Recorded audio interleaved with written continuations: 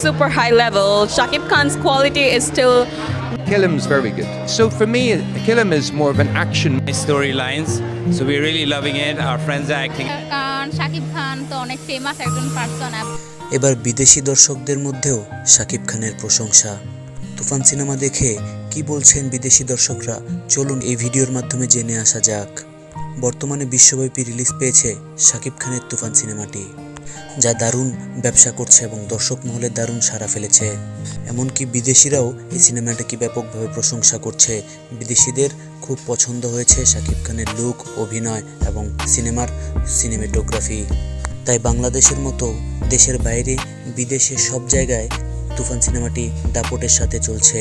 তবে আপনারা জেনে অবাক হবেন, এর আগে শাকিব খানের যতগুলো সিনেমা বাংলাদেশের বাইরে রিলিজ পেয়েছে, সে সকল সিনেমা শুধুমাত্র প্রবাসী বাঙালিরাই দেখেছে। কিন্তু শাকিব খানের তুফান সিনেমাটি বিদেশিরাও হলে গিয়ে উপভোগ করছে। আর এর সবচেয়ে বড় কারণ, শাকিব খানের তুফান সিনেমার বিভিন্ন আপডেট সামাজিক যোগাযোগ মাধ্যমে সবসময় ছড়িয়ে ছিটিয়ে রয়েছে।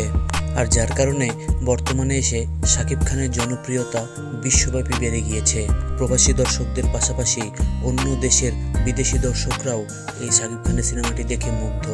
তাছাড়াও তারা শাকিব খানের ভূয়সী প্রশংসা করছেন।